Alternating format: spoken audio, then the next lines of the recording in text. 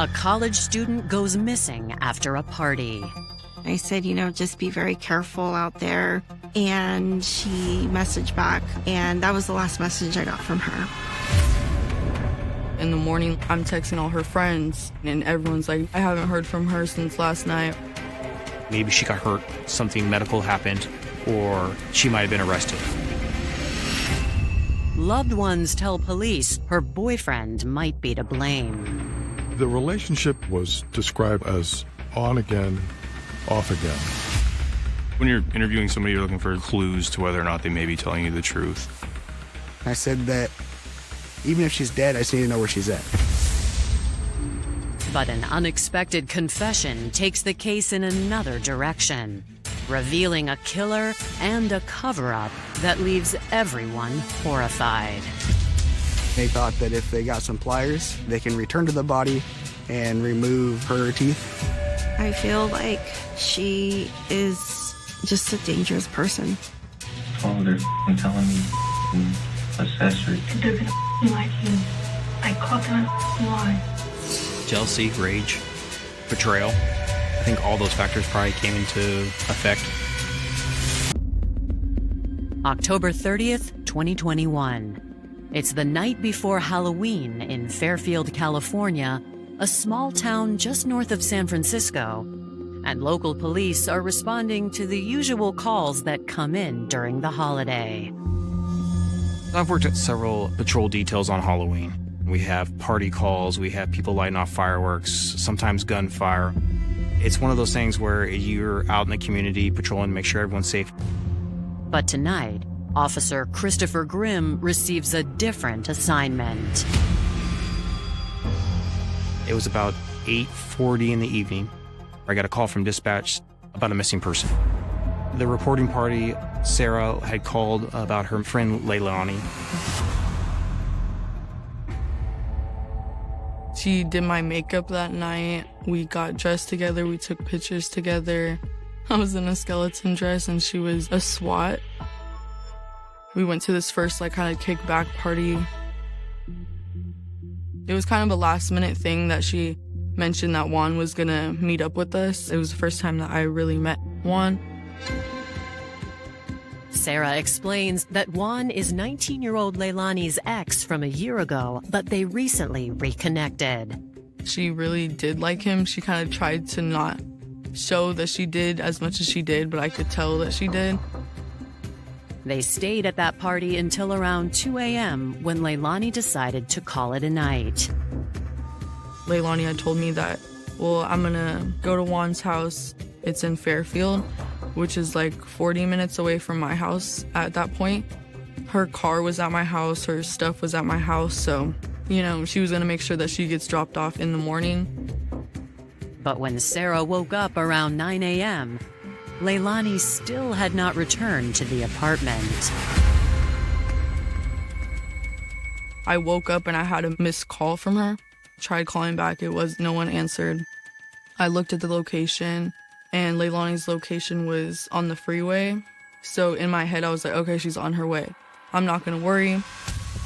I remember checking her location again because it's okay, now it's 30 minutes, you should be close. And at this point, I'm noticing that it's not anywhere close to Sacramento.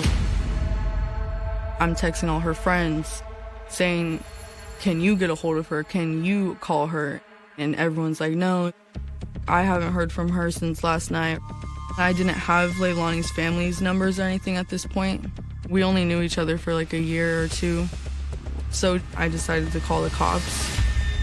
We tried to get a hold of Leilani via telephone, no results. Leilani's phone's off, it's not GPS pinging. Once Leilani's phone was off is when things started not making sense. Something for sure happened to her. Sarah doesn't have Juan's last name or address, so Officer Grimm contacts area hospitals to see if any have treated Leilani in the past 12 hours. Maybe she got hurt. Maybe something medical happened, or she might have been arrested. So I'm like, okay, let's start checking all these boxes. Then Leilani's parents call me. Now I'm really concerned. They haven't got a hold of their daughter. They don't know where she's at. About 3, 4 o'clock, I still had not heard from Leilani, and started reaching out to her friends, and sure enough, Sarah reached back out and said, I've been trying to locate you guys. We don't know where she is. She's missing. She told me that she had already called the police and made a missing persons report. Violet recounts her final conversation with Leilani for investigators.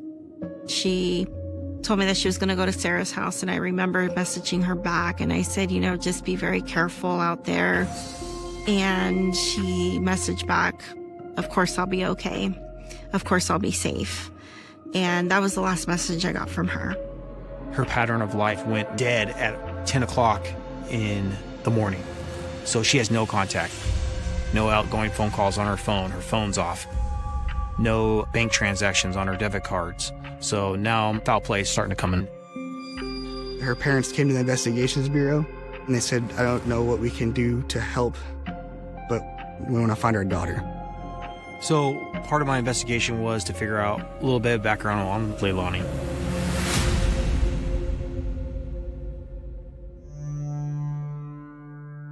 Leilani Beecham was born June 12, 2002, in Long Beach, California.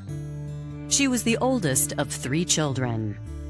Ever since Leilani was tiny, we called her Tiny but Mighty because she was a small girl with a very big personality. I came into their life when she was 4. She always helped the underdog. She always made it a point to take care of people that she thought were less fortunate. Growing up, Leilani's interests were shaped by her loved ones. Leilani fell in love with cars ever since she was really tiny, and it was definitely probably stemmed from her brother, Anthony. Lonnie would look over and see us working on cars all the time. Sometimes she would work on cars with us. So she already just naturally knew quite a bit about cars. In the town center, they would have an event with car shows. So we would always go to the car shows, and the kids would take pictures. She was a super fun big sister. Me and her always used to go get Jamba Juice and have movie nights. And she always used to do my makeup and stuff like that, very girly stuff. After high school, Leilani went to college in San Jose. Instead of cars or makeup, she decided to pursue a career in real estate like her parents. Onyx is a broker as well, too, so I think that's where she was, getting that drive from. And then Violet's a real estate agent, so it was, just in the family. Leilani made me proud pretty much in anything that she did. But Leilani didn't give up car culture completely. One of her favorite pastimes was attending car sideshows. It's basically a flash mob gathering of people and vehicles where stunts are performed. Cars drift, slide, do donuts. It's not real race cars, but Mustangs, CTSVs, And it was another family being in that scene. Me and Leilani were going to these parties and meeting new people and just having fun, enjoying our life. And with Halloween season approaching, Leilani and her friends were making big plans. She liked the whole idea of doing her hair crazy, doing her makeup fun, and just being something that she's not for a day. She was going to drive down from San Jose so that we would be able to have a sleepover together before the night that we were going to go out. We were just super excited. But now, Leilani has vanished, and Bay Area police are attempting to locate her on-again, off-again boyfriend who took her home that night. We're looking for a guy named Juan. I get a phone call from Sarah later on about 10:30. So this is about roughly 2 hours after she initially had contacted the Fairfield Police Department to report Leilani missing. Sarah gives me Juan's address. I asked, her friends if anyone knew his house's address. I gave it to the police. I gave her the description of what she looked like, what she was wearing last, just things like that. The only things that I could think to do to help anything. I think I was more in shock than anything. I really started to panic.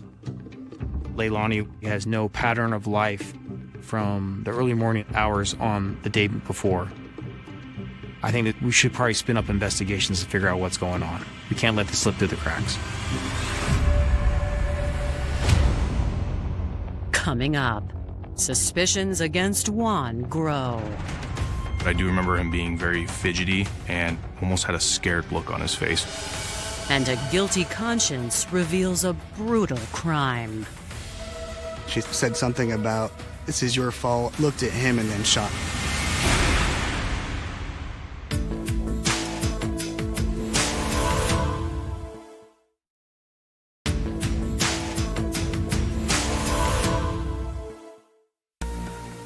It's been almost 24 hours since 19-year-old Leilani Beacham left a Halloween party and vanished. Thankfully, investigators have their first lead, the address of her on-again, off-again boyfriend, Juan. I get the phone call from Sarah advising Juan's address is on the east side of town near Travis Air Force Base. I was able to get Juan's name by looking up that address.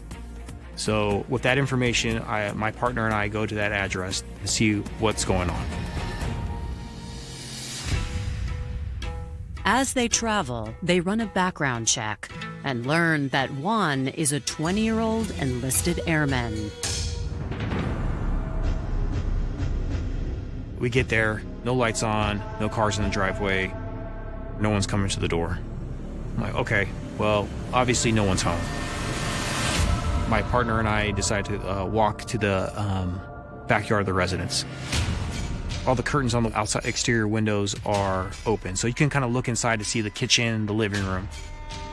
I don't see any broken glass. I don't see any bodies laying down on the ground, on the floor of the residence. Nothing to say, hey, look, something bad had happened inside. So I had our dispatch center contact security forces to get a hold of his Juan's first sergeant to figure out where exactly he is. When detectives hear back the following morning, they're advised Juan is not currently on base and hasn't been seen for several days. They're directed to Juan's friend, another airman named Damian Ponders.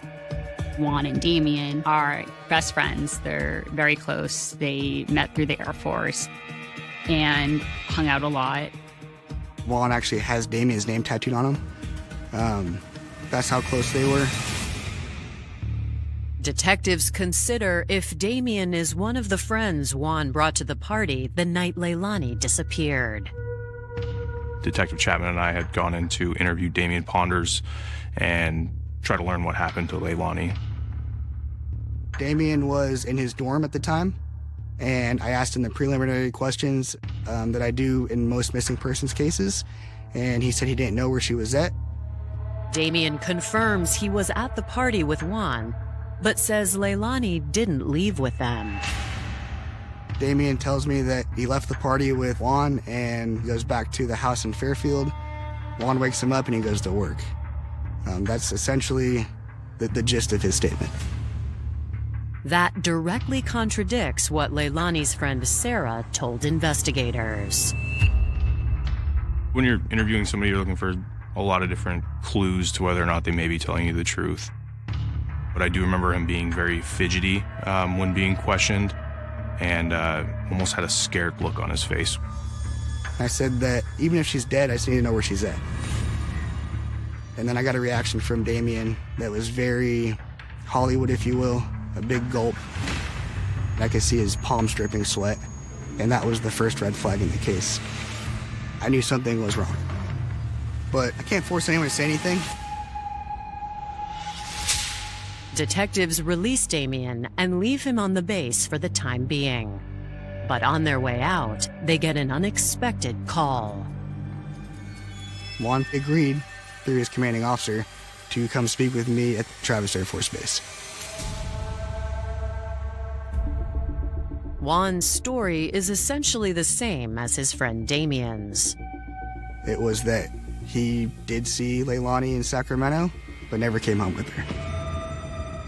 But during his interview, I was made aware that Damien came down from his dorm and wanted to speak with me again. So I leave Juan in the interview room and I speak with Damien. He's somehow more nervous and he wants to tell me something. To investigators' surprise, Damien says he wants to change his statement.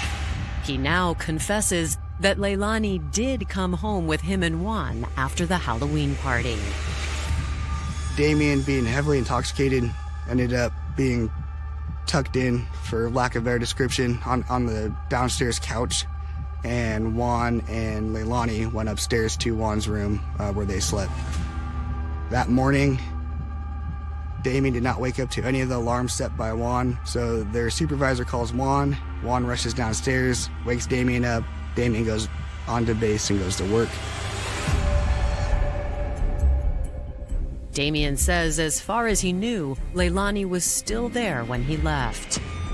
A few hours later, he got a call from Juan with a strange request. He was asked to go to the store and buy specific cleaning supplies to include bleach, towels, and things of that nature. Damien says he did as Juan asked, and when he got to the house, he found out what the supplies were for. Damien was really there to help cover up Leilani's murder.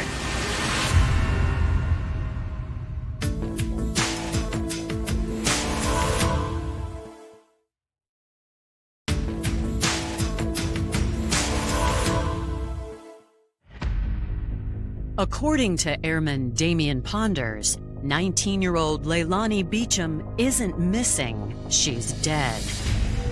And he says he agreed to help his best friend, Juan Peralta, clean up the evidence. Damien says he's afraid, but he, is worried for Juan, and so he agrees to help. He's, on one hand, trying to help out his best friend, but on the other hand, concealing a murder. Juan is actually in a neighboring interview room, and he can hear part of what Damien is saying. I think Juan put two and two together, and he said something to the effect of, well, since you know everything, I'll tell you what happened. Juan confirms everything Damien told investigators, but insists he isn't the one who killed Leilani. Instead, he blames the murder on his jealous ex-girlfriend, a 21-year-old woman named Jessica Quintanilla. The relationship between Jessica Quintanilla and Juan Peralta was described as volatile and on again, off again. A background check reveals Jessica Quintanilla was born October 2000 in Pittsburgh, California. Jessica had a lot of energy all the time. Like a lot of energy. She was always running, playing. She's always been a happy person. She's always had a lot of ideas. She's a very smart girl. Jessica had two children at an early age, both before she was 21. She was going through a divorce at the time. She had 2 jobs as a dental assistant and also as a caregiver at a senior home. Juan says he and Jessica have had an on and off relationship for about a month. During one of their breaks, he'd rekindled things with Leilani.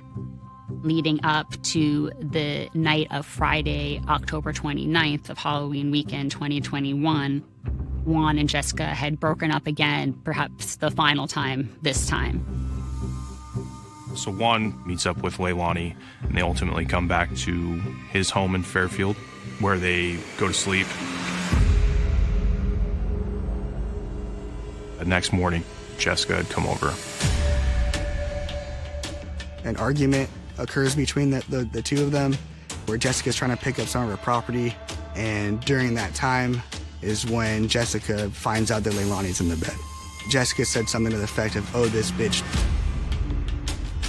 When jealousy gets involved, bad things happen. Jessica basically left the room, went downstairs to her car, came back, now had a firearm. Jessica said something about, "This is your fault," looked at him, and then shot Leilani. After Jessica shot Leilani Beacham in the head.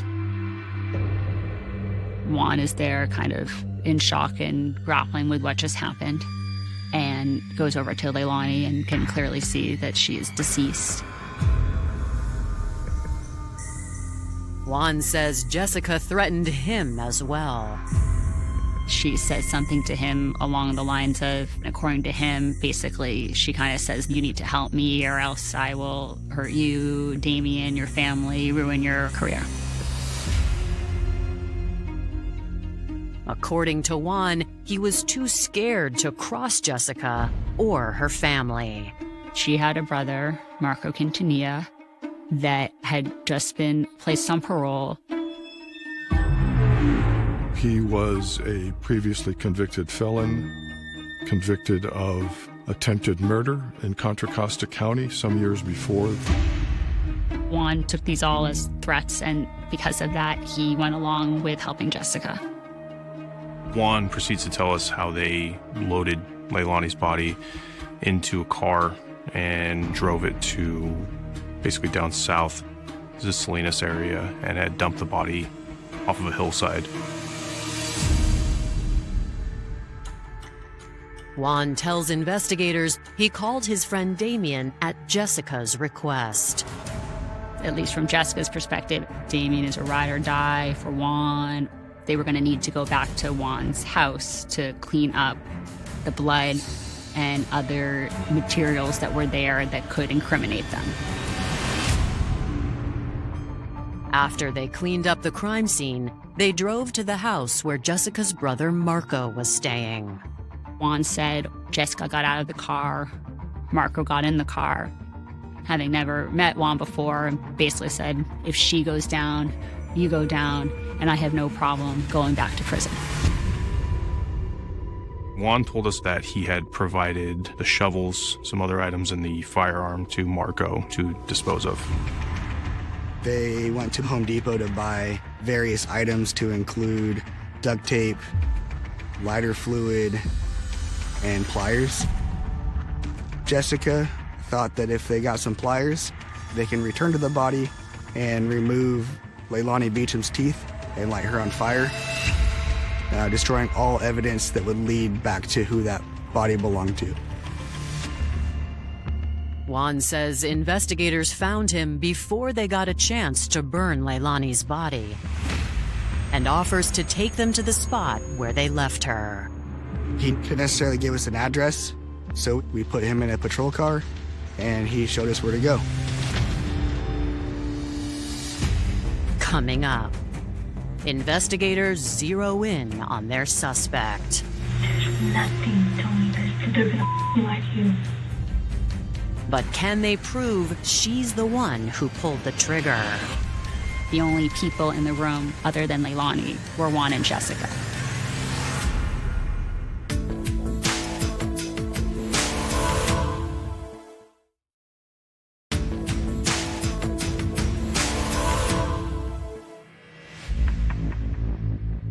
After confessing to his role in covering up the murder of Leilani Beacham, 20-year-old Juan Peralta leads detectives to the spot where they left the body. Where her body was disposed of was in a secluded neighborhood, windy roads, less than desirable cell phone service, 30 yards or so off the road into a valley that was overgrown with brush. And he took us to Leilani, pointed her out. While Leilani's body is taken to the medical examiner for autopsy, investigators notify her parents. Without saying any words, they knew what we're about to say, which almost made it harder. They're waiting for us to say it so they can hear it. In the beginning, I was just more worried about, did she suffer? Did she bleed out? Was she asking for help? Seeing Leilani's parents hear the news that they lost their daughter, naturally it brings up emotion. And that emotion essentially is a driving force to continue to do a good job. With that extra motivation in mind, a forensics team heads to Juan's house, hoping to find any evidence he and Jessica Quintanilla may have missed while cleaning the crime scene. For this particular scene, I did use Blue Star, which is a presumptive blood agent. When Blue Star reacts with the blood, it creates like a blue, almost like fluorescent color. And so I found areas in the bedroom as well as the garage that glowed. We also located a projectile strike in one of the bedroom walls. And we were able to locate the bullet fragment. It helps support Juan's statement and helps tell you if he's telling you the truth.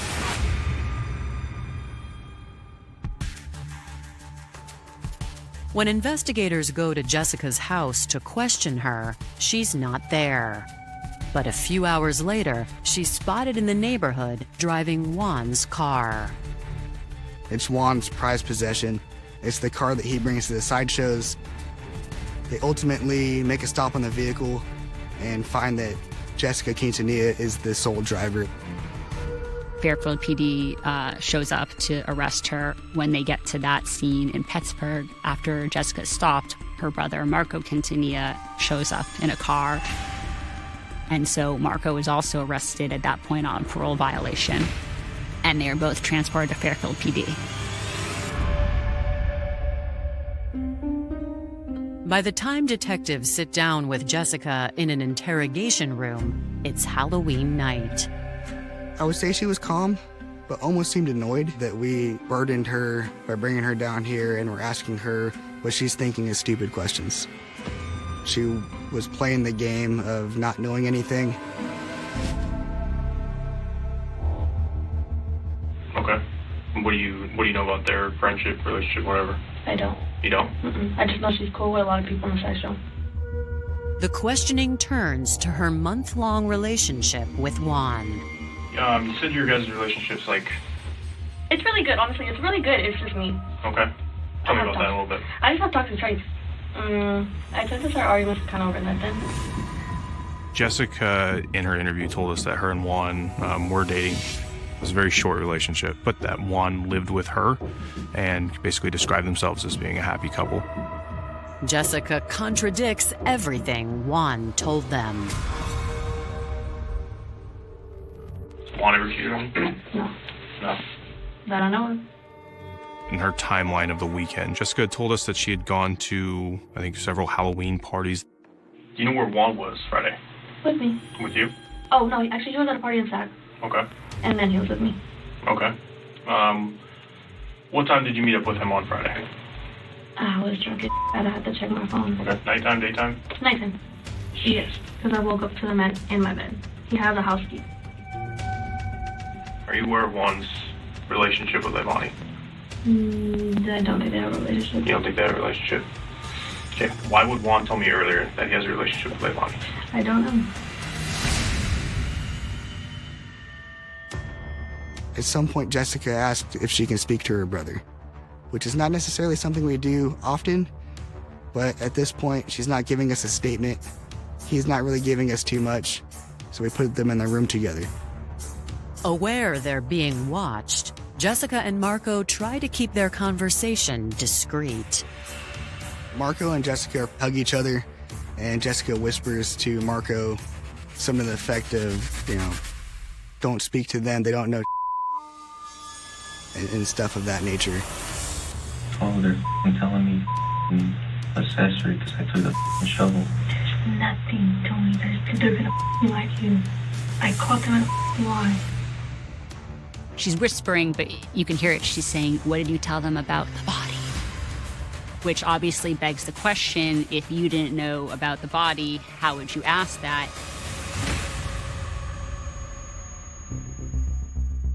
When detectives separate the pair, Marco says he's ready to talk. Marco has something, hanging over his head, and that's parole.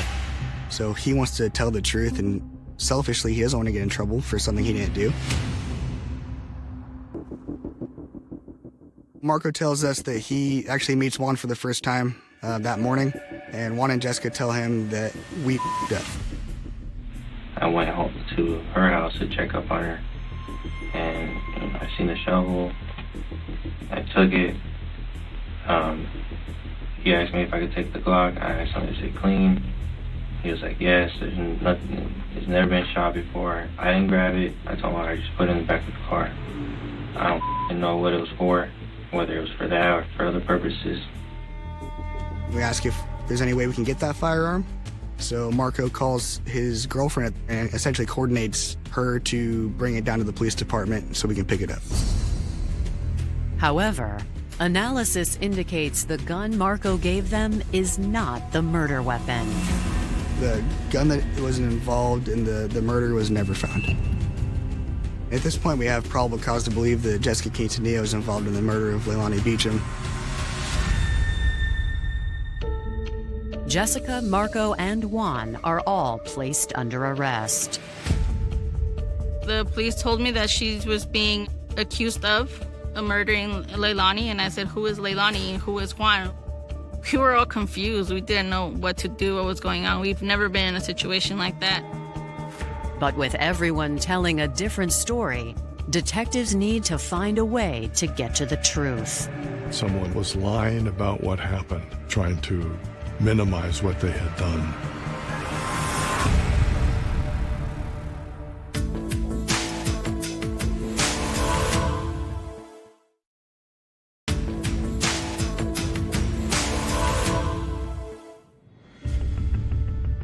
After charging 3 suspects in connection to the murder of Leilani Beacham, investigators set about the task of determining which one of them pulled the trigger. Juan Peralta insists he had no reason to hurt Leilani, and her loved ones seem to agree with him. From everyone I spoke with, Juan and Leilani's relationship was casual and nothing serious at all. Leilani and Juan had known each other, I think, for about a year, and they had been kind of friends with benefits. There was no expectations in their relationship. It was very friendly, and that leads me to believe further that Juan had no animosity against Leilani or any reason to murder Leilani Beacham.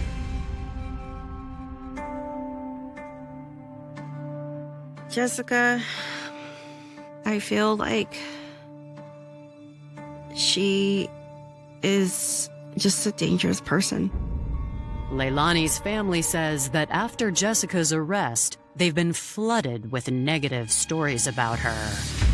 When it became public on the news of Leilani's murder, I had random people messaging me, and they had said various things about Jessica's behavior and how she was quite violent, and they weren't surprised that this had happened. Social media posts reveal there was another incident involving Jessica and Leilani about a week before the murder took place. Juan and Leilani attended a sideshow in the Sacramento area, and Jessica was there. Jessica came up to the vehicle seeing Leilani in Juan's car and opened up the door, started antagonizing Leilani, and was like trying to fight her.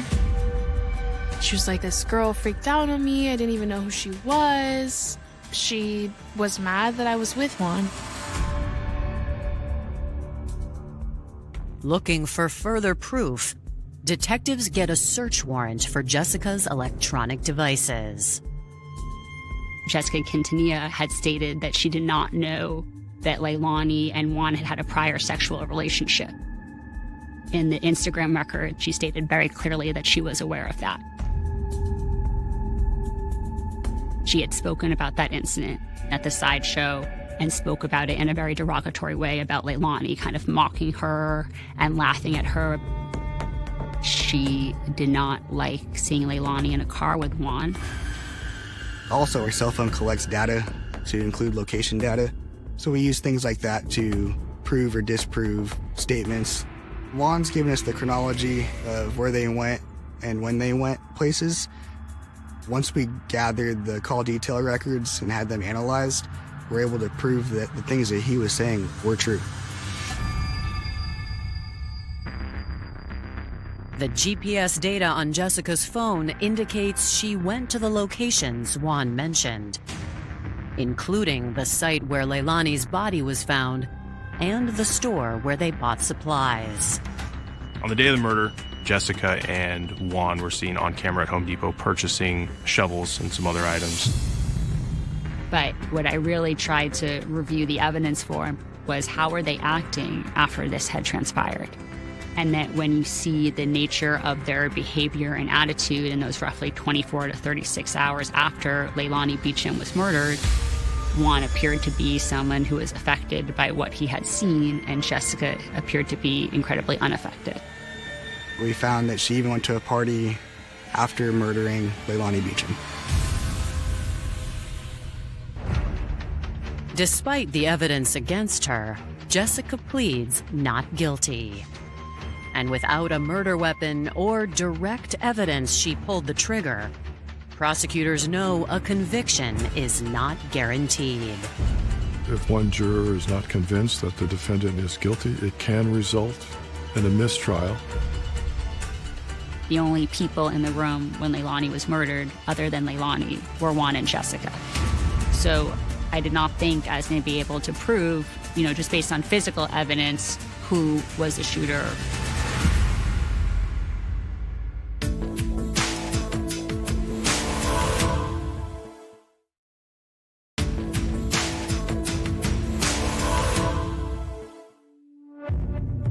On October 15th, 2024, 3 years after the murder of 19-year-old Leilani Beacham, Jessica Quintanilla and her brother Marco stand trial together. Marco Quintanilla was charged with accessory after the fact to a murder, and he was also charged with felon being in possession of a firearm.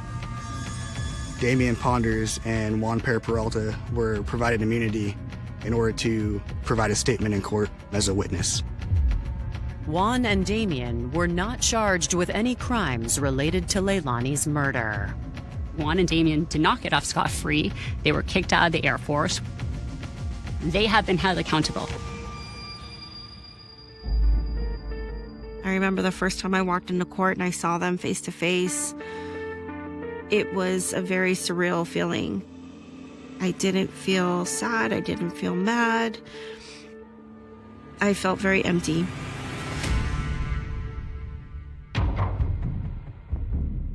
Over the course of 5 weeks, prosecutors present evidence and witness testimony that frames Jessica as a dangerously jealous woman with a history of violence. Jealousy, rage, betrayal. I think all those factors probably came into effect when the incident happened. I think Jessica snapped because she's someone who liked control. This is one time where she was not in control of who Juan was seeing. And in order for her to control that situation, she killed Leilani Beacham. What I argued to the jury, and what I believe to be true from the evidence, is that Juan did not have a motive to hurt Leilani. Jessica did.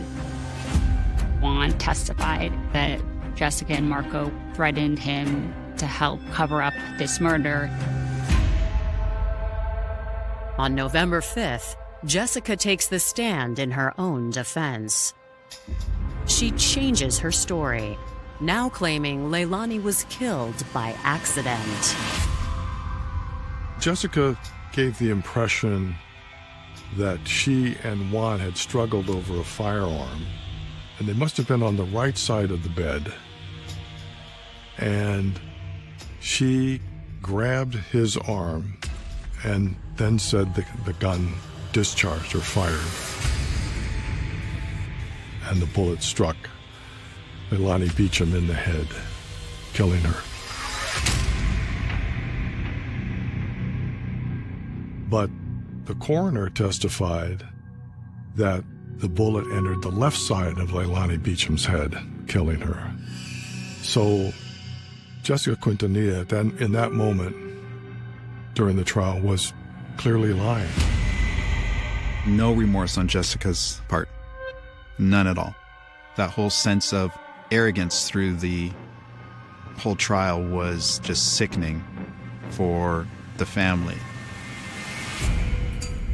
On November 19th, the jury delivers its verdict. Jessica Quintanilla was ultimately found guilty of the murder of Leilani Beacham and was sentenced to 25 years to life. Marco Quintanilla was found guilty as well and was given 4 years as an accessory after the fact. You're not happy, you just feel thankful that you're able to bring some sense of justice to Leilani's family, who obviously can never get complete justice because Leilani is gone. I don't think 25 years was enough because they took away my sister and it made the whole family grieve.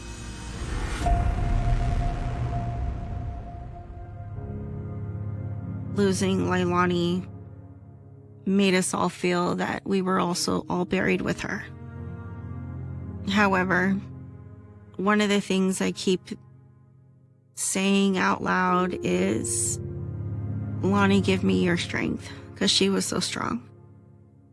And I do feel like somehow we're all getting a piece of that strength that is allowing us to move forward. I just forever will always hold Leilani's, legacy, because I remember the good times I had with her and how much she affected me as a person. We're setting up a foundation for Lonnie. So that's kind of where we stand now as a family. She won't be forgotten, and we will really work every day that we can to make sure that remains the case. Tokyo 2003 cold case cracked. Suspect found living double life for decades. It didn't begin with a body. It began with a silence so complete it felt engineered. Tokyo never really sleeps, not in the way other cities pretend to. Trains slow, lights dim, conversations thin out into murmurs, but there's always movement, always a pulse beneath the surface. That's why, when something disappears completely, it doesn't just feel unusual, it feels wrong. On the night of March 16th, 2003, that pulse skipped. No one noticed at first. No alarms, no shattered glass, no frantic calls. Just a quiet apartment in Setagaya, 3rd floor and a corridor, where a woman lived alone and followed a life so predictable it bordered on ritual. Aiko Tanaka, 32, administrative assistant at a mid-size insurance firm. No criminal record, no known disputes, no dramatic relationships. She paid her bills on time, greeted her neighbors politely, and returned home at roughly the same hour every evening. The kind of person who fades into the background of a city designed to swallow individuality. But routines leave patterns, and patterns, when broken, leave gaps. At 6:18 p.m., she exited Shinjuku Station. CCTV confirms it. She walked alone, head slightly down, one hand gripping her bag strap, the other tucked into her coat pocket against the late winter chill. Nothing unusual. No one following closely enough to trigger suspicion. No visible tension in her body language. At 6:52 p.m., she entered a convenience store 2 blocks from her apartment, bought a bottle of tea, a prepackaged meal, paid in cash. The clerk would later describe her as normal.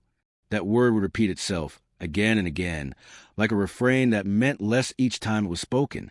At 7:03 p.m., she reached her building. That was the last confirmed sighting. By 7:10 p.m., her apartment lights were on. By 7:42 p.m., they were still on. By midnight, nothing had changed. And yet, something had already gone very, very wrong. The next morning, March 17th, Aiko did not report to work. It was unusual, but not immediately alarming. People get sick, oversleep, miss alarms. Her supervisor sent a message. No reply. By noon, co-workers tried calling. Straight to voicemail. By late afternoon, concern began to harden into something sharper. At 6 p.m., A colleague went to her apartment. The door was locked. Not just closed, locked. No response to knocking. No sound from inside. The building manager was called. A spare key was used. The door opened, and what waited on the other side wasn't chaos. It was order. Shoes aligned perfectly by the entrance. The kitchen counter clean, save for the unopened meal she had purchased the night before. The bottle of tea sat beside it, still sealed. Her coat hung where it always did. No signs of struggle. No overturned furniture. No broken objects. No indication that anything violent had taken place, except for one detail no one could quite explain. The air. There was a smell. Faint, metallic, not strong enough to trigger immediate alarm, but present enough that everyone who entered noticed it and remembered it even years later. It clung to the back of the throat, subtle but persistent, like something trying to be forgotten and failing. Police were called. Standard procedure. Missing persons case initiated. At first, it moved quietly. Interviews, background checks, routine sweeps. Aiko's life unfolded on paper exactly as it appeared on the surface. Stable, uneventful, controlled. No large withdrawals from her bank account. No suspicious emails. No sudden behavioral changes. Her phone, however, was gone. That mattered, because everything else was still there. Her ID, her keys, her wallet, but not her phone, which meant one of two things. She left with it, or someone else took it. The difference between those possibilities would define the entire investigation, and ultimately stall it. Neighbors were questioned. Most had little to offer. The building was quiet. Residents kept to themselves. Interactions minimal. But one man, living across the hall, hesitated before speaking. He was elderly, observant in the way people become when their world shrinks to small details. He said he heard something that night. Footsteps. Not unusual in itself. Hallways echo. Sounds travel. But he insisted these steps were careful. Slower than normal. As if someone was aware of being heard and was trying to avoid it. He opened his door. The hallway was empty. But he noticed the smell. That same metallic trace. Sharper out there than inside his own apartment. It lingered for a moment, then faded. He closed his door. Didn't think much of it at the time. Until the police came asking questions. That was the first fracture. Small, easily dismissed, but it didn't fit. And when details don't fit, they don't disappear. They wait. 3 days into the investigation, the first real anomaly surfaced. A security camera across the street. Old, low resolution. Positioned at an angle that barely covered the building entrance. It wasn't meant for surveillance so much as deterrence. But on that night, it captured something.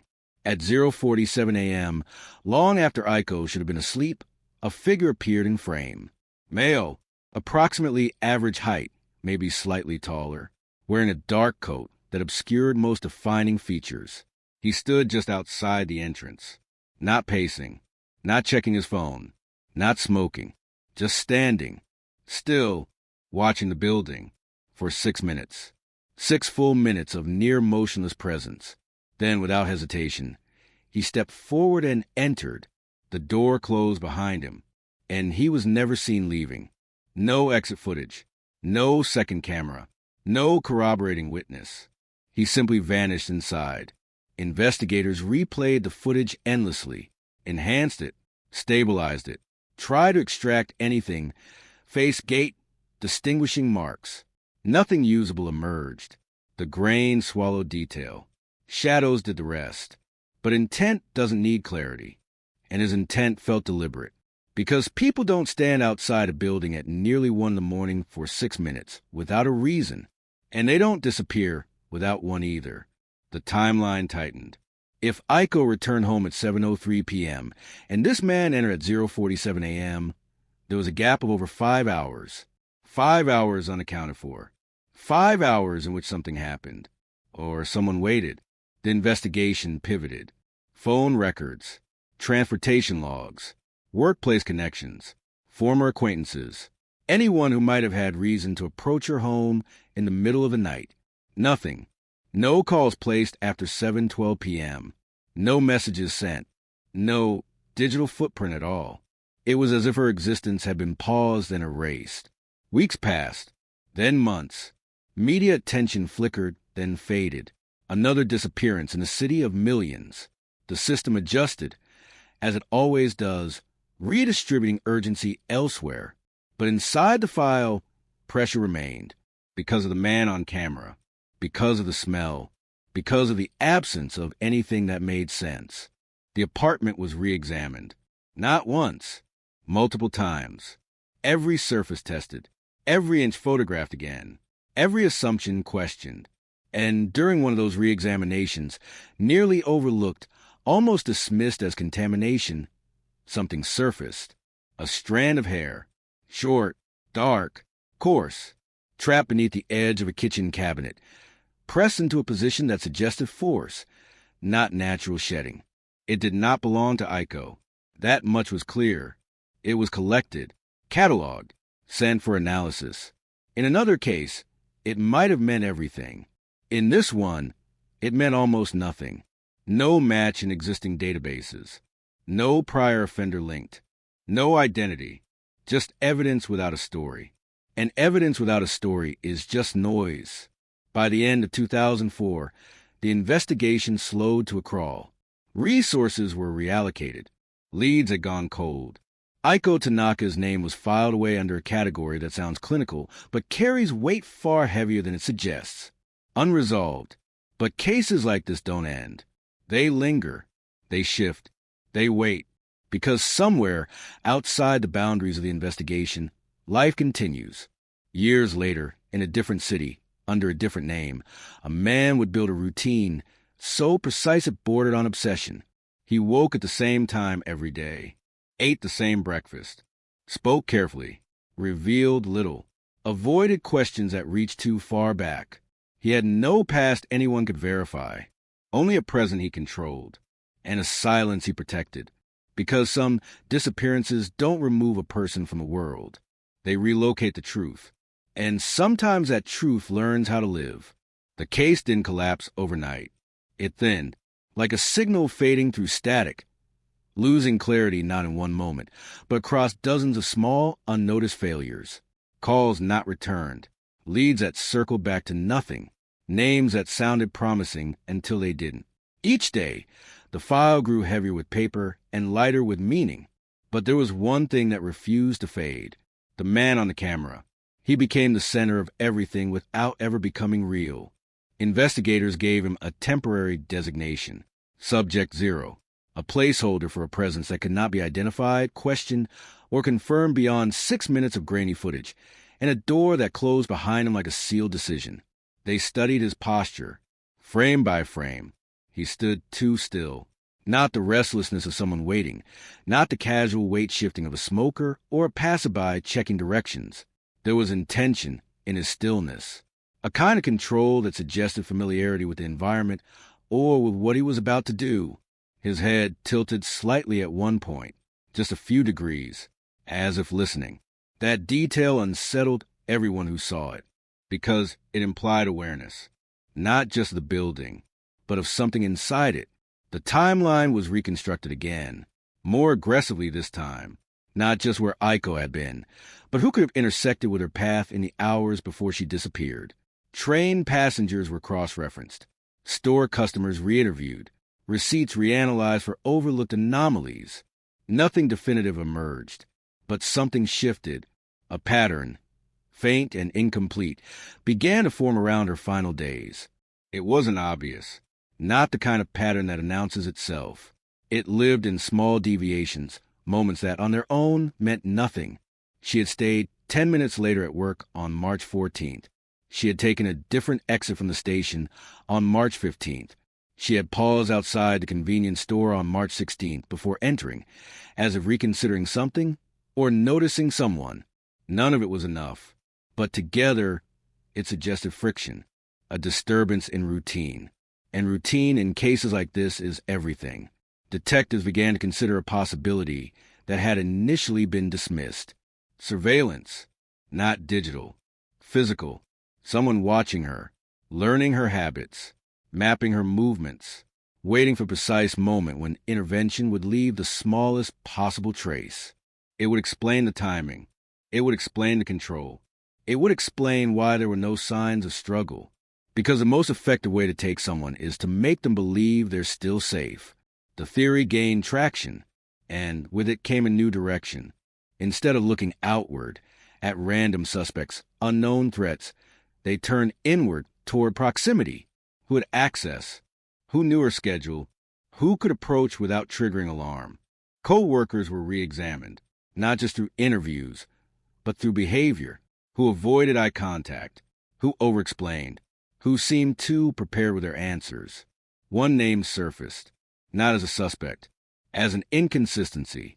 Kenji Watanabe, mid-30s, worked in the same building as Aiko, different department.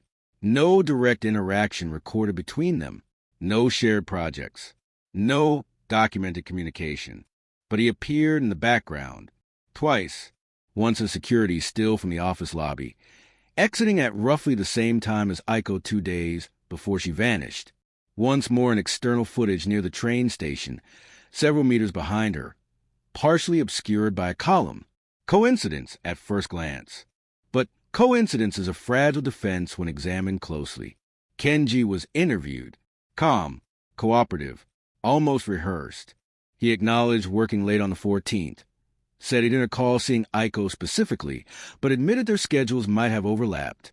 On the 15th, he claimed he left earlier than usual. Couldn't remember which exit he used. Nothing definitive, nothing incriminating, but something about the way he spoke, measured, precise, never overcommitting, left an impression, not suspicion. Not yet, just presence.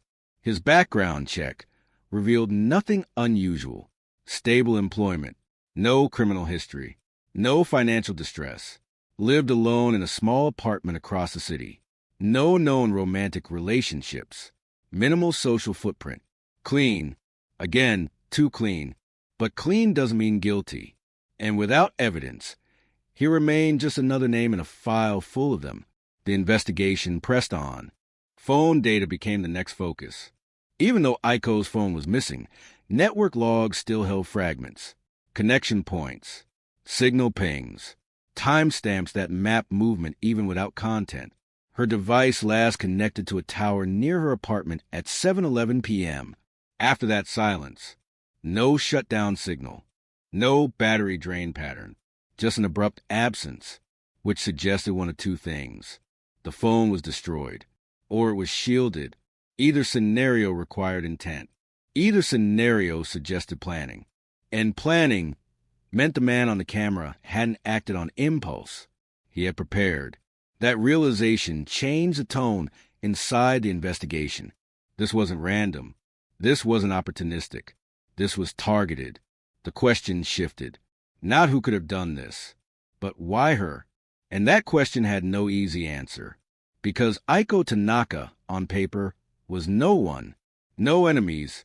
No secrets. No visible connections to anything that would justify that level of precision. Unless the connection wasn't visible. Unless it existed entirely in one direction. Obsession. The words surfaced quietly at first, then settled into the room like something unwelcome but undeniable. Not all crimes are transactional. Some are built on fixation, on watching, on constructing a version of someone that exists only in the mind of the observer. And when that constructed version begins to fracture, action follows. Investigators revisited Kenji Watanabe, not as a suspect, as a possibility. They mapped his known movements against Aiko's routine. There were overlaps, not constant, not obvious, but enough. A shared train line, a similar departure window from work, occasional proximity that could be explained away individually, but together formed a line that was difficult to ignore. Still, there was nothing tying him to the night itself. No camera footage placing him near her building. No witness identifying him. No physical evidence connecting him to the apartment. And then, the hair, re-examined. Advanced testing, limited by the technology of the time, confirmed what they already knew. It belonged to a male, but degradation prevented deeper profiling. No DNA match. No mitochondrial trace strong enough to link to a family line. It remained isolated, like everything else. By early 2005, the case had reached a threshold, not closed, but no longer active in the way it once was. It entered a state investigators know too well. Maintenance, periodic reviews, occasional rechecks. The quiet hope that something external, a new crime, a new database, a new witness, would trigger movement. But movement requires time, and time changes things. Memories blur, faces fade. Even guilt, if it exists, learns how to adapt. Years passed. Tokyo evolved. Technology advanced. Databases expanded. And somewhere within that expansion, dormant evidence waited for relevance. But outside the system, something else was evolving. A life, carefully constructed, meticulously maintained, in a different district, under a different identity. A man adjusted seamlessly to his environment. He kept records of everything, receipts, schedules, conversations reduced to notes. Not out of paranoia, out of control. He avoided photographs, chose jobs that required minimal personal disclosure, move apartments every few years, never far, never close. He built relationships cautiously, always at a distance, always with an exit. To anyone observing from the outside, he was unremarkable, which was exactly the point. Because invisibility isn't the absence of presence. It's the mastery of blending in. And people who master that rarely do it without reason. Back in the file, Aiko Tanaka's name remained unchanged. Date of disappearance, March 16th, 2003. Status, unresolved. But the case was no longer static. Because evidence doesn't expire. It waits. And as systems improve, as data deepens, as patterns across years begin to connect, what once looked like noise can suddenly align into something unmistakable. The man on the camera, the strand of hair, the missing phone, the overlaps that almost meant nothing. All of it remained, silent, unmoving, until the moment something, anything, would force it into motion again. And when that moment came, it wouldn't start with a confession. It wouldn't start with an arrest. It would start with a detail, so small it almost slipped through again. A name, used twice, in two places it should never have appeared, connected to a past that was never supposed to exist. The name didn't stand out at first. It wasn't unusual, not rare. The kind of name that appears in databases thousands of times, attached to different faces, different lives, none of them remarkable enough to trigger immediate attention. That's why it almost slipped through, filed, processed, stored, and forgotten like everything else that didn't scream for urgency. But this one repeated. Not loudly, not obviously, just enough. It surfaced in a municipal registry update from 2008. Routine address change, nothing flagged. Then again in a part-time employment record from 2011, tied to a logistics company on the outskirts of the city. And once more in a rental contract from 2014, a one-room apartment, short-term lease, no references listed. Different context, different identifiers, but the same name, and more importantly, the same date of birth. That was the detail that broke the pattern, because the date didn't align with any centralized national ID record.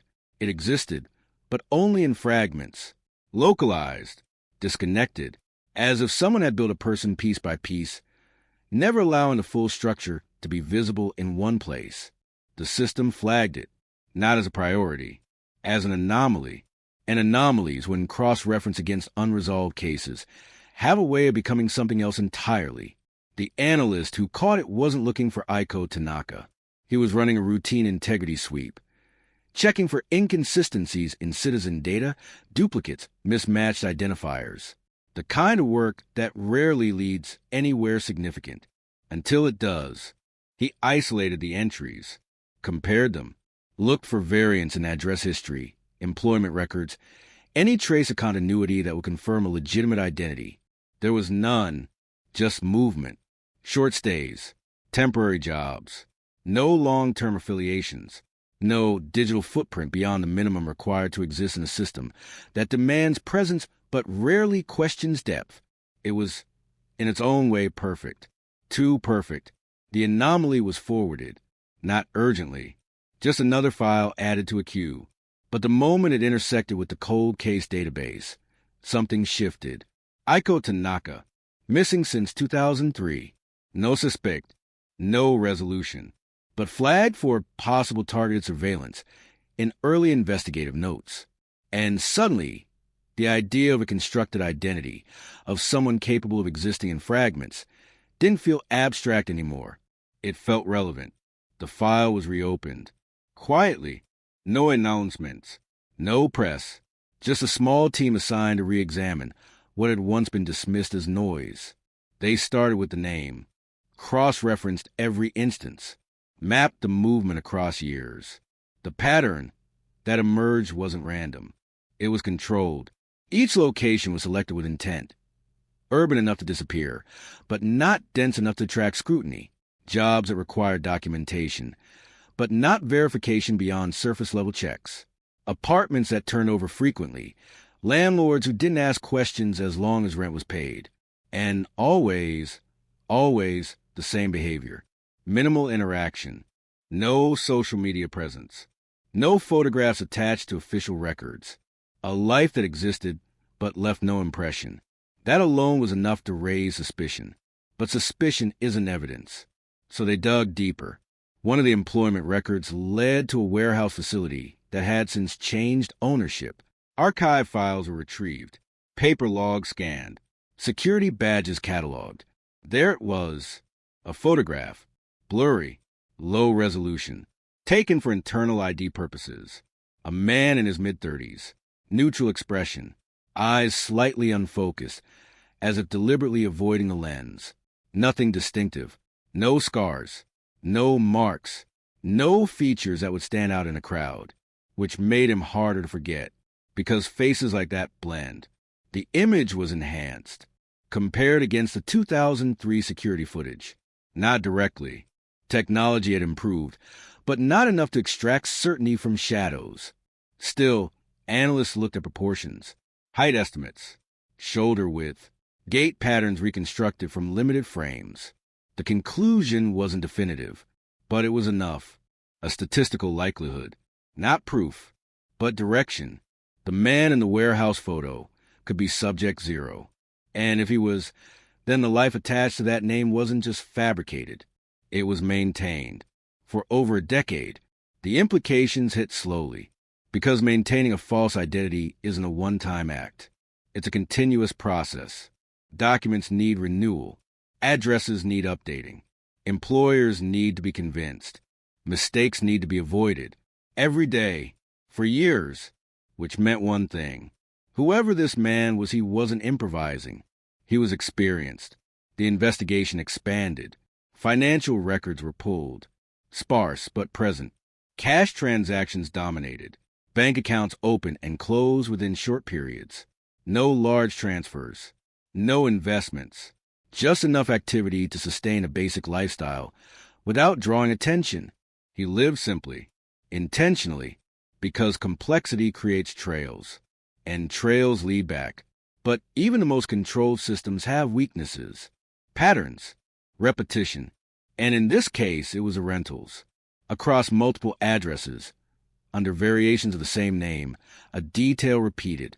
Emergency contact, none. Not unknown. Not family unavailable. Just blank. Consistently. Across years. It was a small thing. But in a country where forms are filled meticulously, where empty fields stand out more than incorrect ones, it became significant because it suggested isolation wasn't circumstantial. It was chosen. Deliberate disconnection. No ties. No anchors. Nothing that could be traced, except the past he thought he had erased. Investigators returned to Kenji Watanabe. Not physically. On paper. His records were pulled again, this time with a different lens. Not looking for direct links. Looking for absence. And there it was. After 2003, he vanished. Not dramatically. No missing persons report.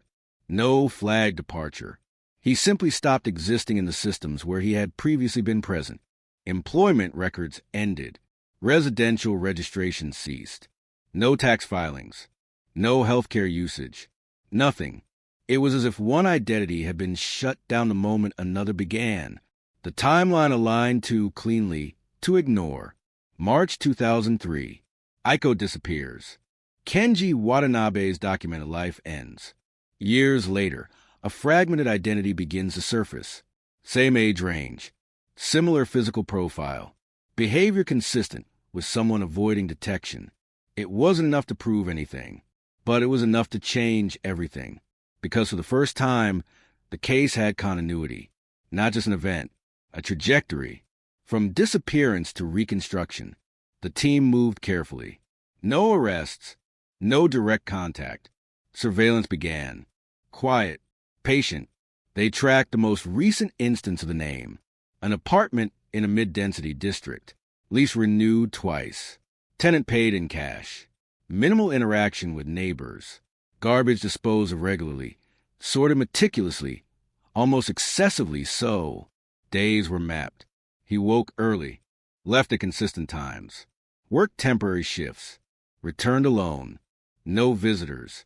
No visible connections. A life contained within strict boundaries. But control isn't the same as invisibility.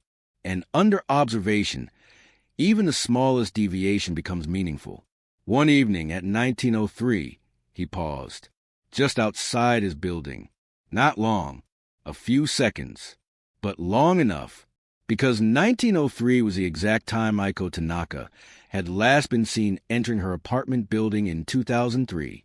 It could have been coincidence, but coincidence in this case had already run out of space. The pause wasn't random. It was recognition, a moment, a memory, or something closer to ritual. And in that moment, the past and present aligned just enough to make one thing clear. This wasn't just a man hiding. This was a man remembering. And whatever he remembered had never really left him. Surveillance didn't begin with movement. It began with waiting. Not the kind that builds tension in obvious ways. No ticking clocks, no whispered updates over radios, but the slow, methodical patience of people who understand that time, when used correctly, becomes a tool sharper than any interrogation. They didn't approach him, didn't question him, didn't even let him know he had been seen. Because the moment a man like that senses pressure, he adapts. And adaptation, in his case, had already proven to be his greatest skill. So they watched, from a distance, from angles that never repeated.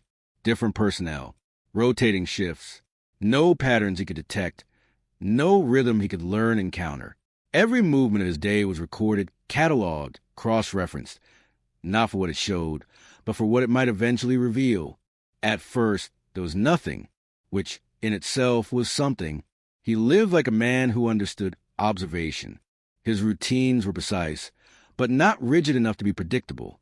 He left his apartment within a 10-minute window, never the exact same minute. He varied his route slightly, turning left one day, right the next, sometimes pausing at intersections longer than necessary, as if allowing the environment to settle before he moved again. It wasn't paranoia. It was calibration. He was measuring, testing, even if he didn't know what he was testing for. Inside his apartment, activity was limited. Lights on, lights off, shadows moving across curtains, indistinct, controlled. No television noise, no music, silence, punctuated only by necessity. But silence can be deceptive because it forces attention elsewhere, to the small things, the almost invisible details that, under enough scrutiny, begin to separate a constructed life from a natural one. It was his garbage that broke first, not in content, in consistency. He disposed of waste every evening, same time window, always properly sorted. Paper, plastic, organic, separated with a level of precision that bordered on obsessive. It matched the profile, controlled, careful, minimizing trace. But once, just once, he deviated. A plastic container appeared in the wrong category. Minor, easily dismissed, but the investigator who logged it didn't. Because people like him don't make random mistakes. They make pressured ones. Something had interrupted his routine. Something small. Something internal. That deviation was marked. not as evidence. As timing, they rewound the day, tracked his movements hour by hour. At 14:26, he had entered a public library. Unusual, not unprecedented, but rare within his established pattern. He remained inside for 43 minutes. Security footage confirmed it. He accessed the terminal. No login credentials required, public access. History logs were partial, overwritten regularly, but fragments remained. Search terms, not recent news, not entertainment. Archives, specifically newspaper records from early 2000s Tokyo. Missing persons, filtered, narrowed. March 2003. Aiko Tanaka. He had searched her name more than once. That was the first crack that couldn't be explained away. Not coincidence, not overlap, direct connection. The room shifted the moment that detail was confirmed, because everything up to that point had been inference, pattern recognition, statistical alignment. But this was intent reaching backward, memory seeking confirmation or control. They expanded the search, pulled additional library logs from previous weeks, different locations, same behavior, archives, old cases, always centered around the same time frame. Sometimes broader, other disappearances, other unsolved incidents, but always circling back, like a gravitational pull he couldn't fully escape. And that meant one thing. The past wasn't just something he had buried. It was something he revisited, regularly, carefully, as if checking whether it was still contained. Surveillance intensified, not visibly, not in a way he could detect, but internally, every movement now carried weight. Every deviation, every pause, every glance was analyzed against a new framework, not just evasion, but a return, because he wasn't just hiding from the past. He was orbiting it. Days passed, then weeks. The pressure remained invisible, until it didn't. It happened at night, not late, just past the hour where routine begins to dissolve into unpredictability. 21:17. He left his apartment, unscheduled, no prior pattern of evening outings beyond necessity. He walked without hesitation, route direct, purposeful, no detours, no pauses. Surveillance followed at distance, layered to avoid detection. He entered a train station, boarded, 2 stops, exited, then walked, 15 minutes, into a neighborhood that, on paper, meant nothing. But to the case, it meant everything, because it was close, not exact, but within range of where Aiko Tanaka had lived. The proximity tightened the air around the investigation. He wasn't returning to the exact location. That would have been too obvious, too risky, but he was close enough to feel it, to exist within its radius. He stopped at a vending machine, didn't purchase anything, just stood there, still, head slightly lowered, the same posture, the same stillness captured in grainy footage over a decade earlier. 6 minutes, almost exact. Then he turned, left, retraced his steps, returned home. No interaction, no visible trigger, just presence. The investigators didn't speak for a long time after reviewing the footage, because they all recognized it, not as evidence, as behavior, repetition, not of action but a state. Whatever had happened in 2003 hadn't ended. It had been absorbed, internalized, transformed into something quieter, more controlled, but still active. And that meant pressure would work. Not immediate, not through confrontation, but through proximity, through allowing him to feel, subtly and directly, that the space around him was no longer empty. They introduced noise. Carefully, a patrol car parked slightly longer than necessary on his street, a maintenance worker lingering in the hallway, mail delivered at inconsistent times. Nothing direct, nothing that could be traced, just enough to disrupt, to create micro-fractures in his sense of control. At first, he absorbed it, adjusted, minor changes in routine, different departure times, longer pauses before entering buildings. He was adapting. But adaptation has limits, and pressure, when applied correctly, finds them. The second mistake came faster. 3 days after the library search was confirmed, he used his phone. Briefly, public network, encrypted connection, but not perfectly. No system is. Data packets captured, fragments reconstructed, not content, metadata, destination, a private server, unregistered, but accessed before, years earlier, under a different network, different location, same pattern. They traced it layer by layer, not to a person, to a storage node, encrypted, partitioned, but active, which meant something had been preserved, not just memory, data, records, possibly evidence. The investigation shifted again, because now it wasn't just about who he was or what he had done. It was about what he had kept and why. People who erase their past don't archive it unless they need it, unless they revisit it, unless they can't let it go.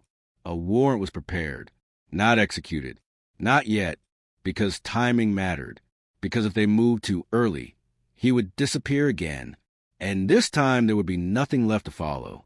So they waited, watched, let the pressure build in ways he couldn't fully understand, until the moment came when control, the thing he had built his entire existence around, would slip, not dramatically, not violently, just enough for everything to fall through, and when it did, it wouldn't look like a collapse. It would look like a choice, a small one, a single action, taken in a moment where he believed no one was watching, but they were, and this time, they wouldn't miss it. The breach didn't happen all at once. It unfolded in layers, quietly, precisely, like something that had been waiting, patiently, for the exact moment when resistance would be weakest, when control would falter just enough to let the truth slip through. The warrant was signed at 2:11 a.m. No announcement, no escalation in visible activity. From the outside, nothing changed. The building remained still. The streetlights flickered as they always did. The city moved through its rhythms, unaware that somewhere within it, a structure built over years was about to be opened, digitally first. Always digitally, because people lie. Data resists. The server node they had traced wasn't large, not a commercial system, not part of any known infrastructure. It existed in the margins, leased space, layer behind routing obfuscations, shielded by encryption that wasn't amateur but wasn't impenetrable either. It had been accessed intermittently, not frequently enough to raise flags, just enough to remain alive, which meant one thing. Whatever it contained mattered. The forensic team moved in carefully. No brute force. No aggressive intrusion that might trigger a failsafe or wipe protocol. They mirrored, observed, mapped the structure before touching anything at all. Directories appeared first. Sparse, organized, time-stamped, not labeled in obvious ways. No names, no direct references. But the sequencing told a story. 2003, 2004, 2005, then gaps, then clusters again. Years of silence, punctuated by moments of activity, like someone revisiting something they had tried to leave behind but couldn't. They opened the earliest file, corrupted, not entirely. Fragments remained. An image, partially recoverable. Grainy, dim, but recognizable. A hallway, narrow, fluorescent lighting casting uneven shadows along the walls. And at the far end, a door, slightly ajar, timestamp embedded in metadata. March 17th, 2003, 051. For minutes after the man on the camera had entered Aiko Tanaka's building, the room went still, because that wasn't reconstruction. That wasn't speculation. That was presence. Inside, they moved forward. Next file, video, short, 12 seconds. No audio. The angle was low, unstable, as if the device had been placed on a surface rather than held.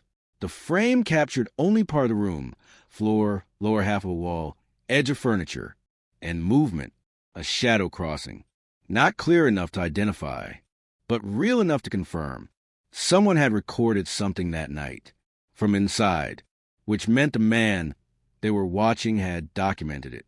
The implication shifted everything, because this wasn't just a crime. It was a record, a preserved moment, stored, revisited, carried across years. They pushed deeper. Later files were clearer. Technology had improved. So had his methods. Encrypted petitions gave way one by one under controlled decryption. Not forced, not rushed. Each layer peeled back carefully, ensuring integrity, ensuring nothing was lost in the process. And then, a name, not in a headline, not in a report, in a file tag, T0316. Date, March 16th, the night she disappeared. Inside that directory, multiple entries, images, short clips, text files, notes. The notes were minimal, never full sentences, fragments, observations, routine confirmed, entry window stable, no deviation, language stripped of emotion, of humanity, pure function, as if the person writing them wasn't describing a human being, but a system, a process, a target, the timeline aligned, days leading up to the disappearance. He had watched her, tracked her movements, recorded her routine with precision, every entry point, every return time, every variation. The theory of surveillance was no longer theory. It was documented fact. The team paused, not out of hesitation, out of recognition. Because once you cross a certain threshold in a case like this, there's no returning to uncertainty, only forward. And forward meant confronting what came next. They opened the final file in the 2003 sequence. It wasn't large, just under 30 seconds, but it carried weight disproportionate to its size. The screen flickered. Darkness, then light adjusting. The same apartment, Aiko's apartment, confirmed by layout, by furniture placement, by objects that matched the original scene photos from 2003. But it wasn't untouched. Something had changed. The camera moved slightly. Not handheld, more like adjusted after being placed. And then, her, Aiko Tanaka, in frame, alive, seated, still, her posture upright but unnatural, as if held in place by something unseen. No visible restraints in the frame, no immediate signs of struggle. But her eyes, they didn't focus on the camera. They drifted, disoriented, unstable. The investigators leaned closer, because what mattered wasn't just that she was there. It was how. There were no defensive wounds visible, no signs of forced entry in the room, which meant what they had suspected was true. He hadn't taken her by force. He had taken her by control. Chemical, subtle, undetectable in a quick sweep.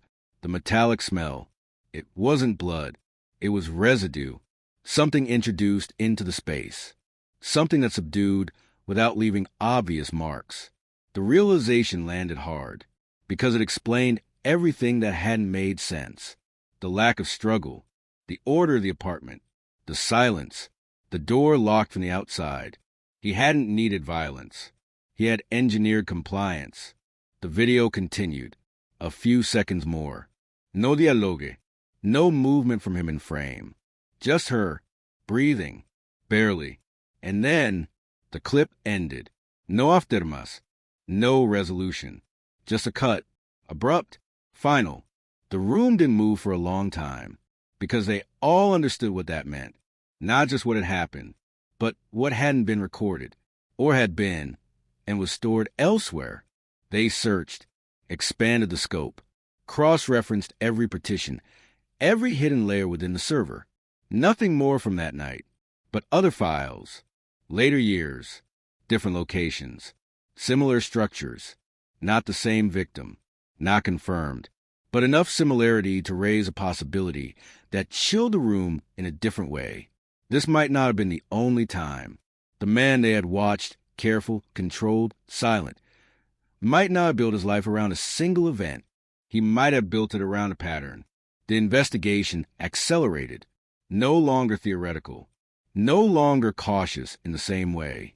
They had enough, not for a conviction, not yet, but enough to act. The warrant expanded, physical search authorized, surveillance tightened.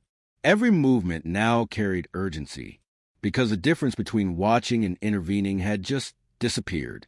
Back at the apartment, he remained unaware, or appeared to be.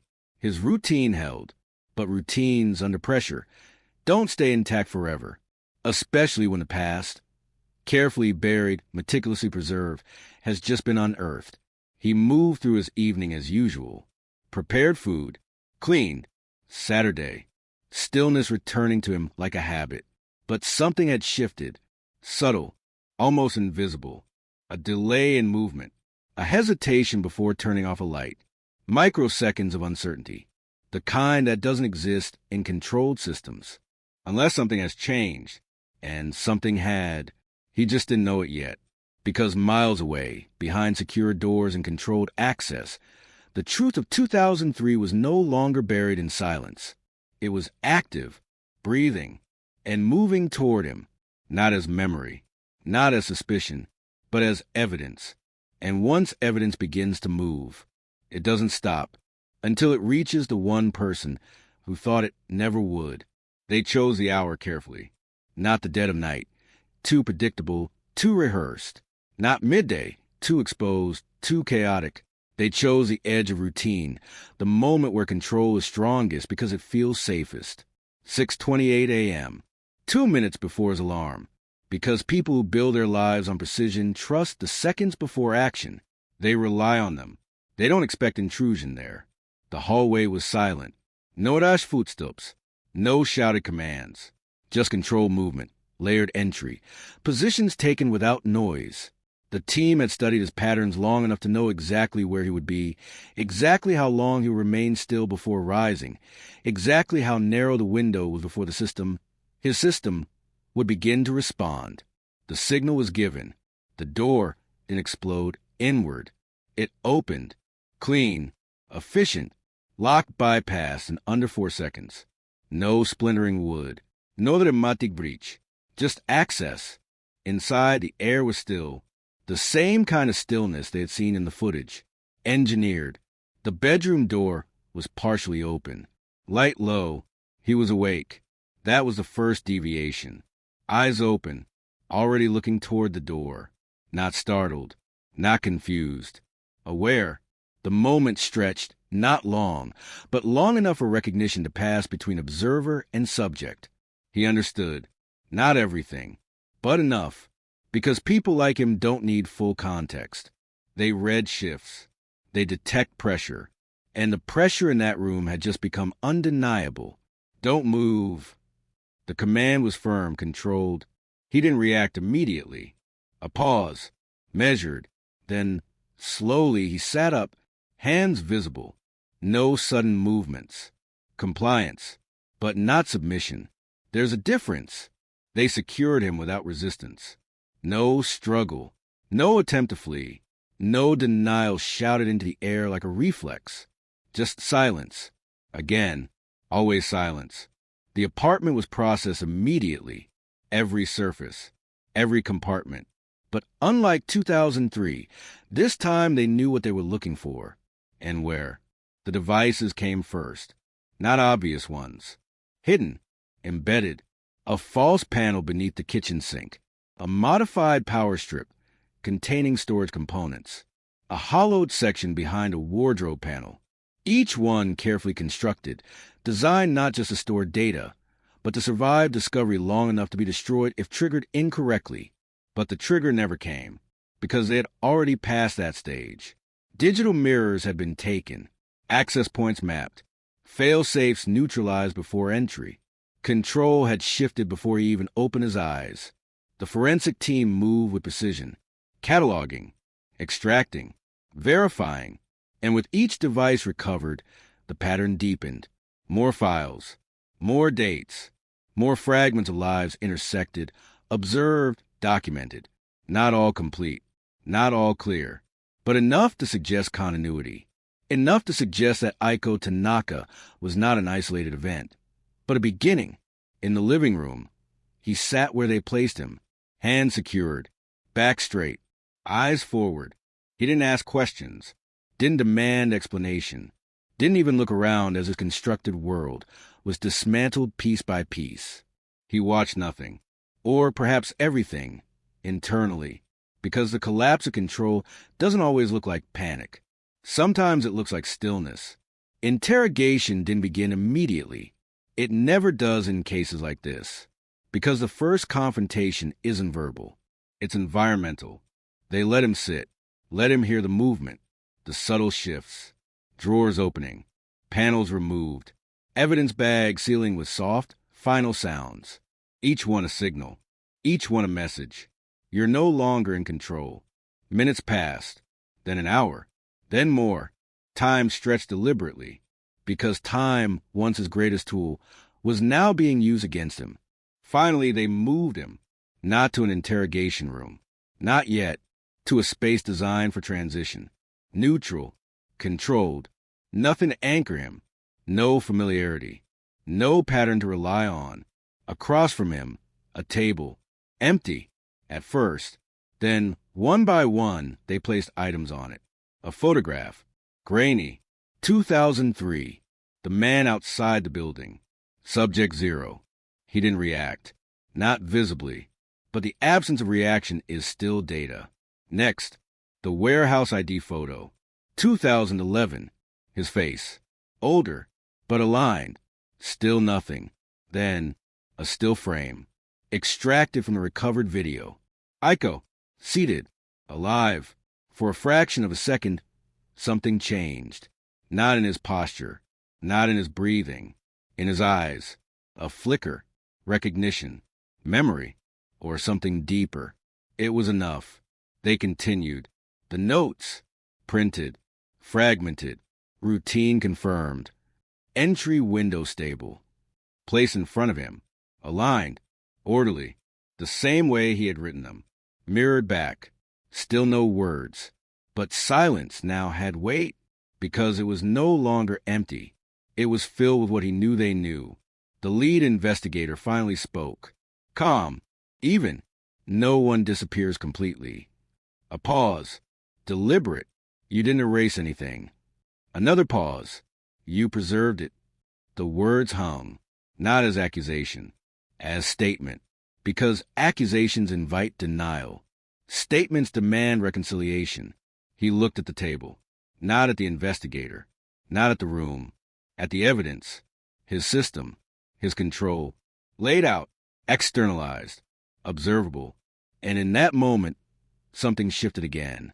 Not collapse, not confession, adjustment, because even now he was calculating, assessing, looking for structure in a situation designed to remove it.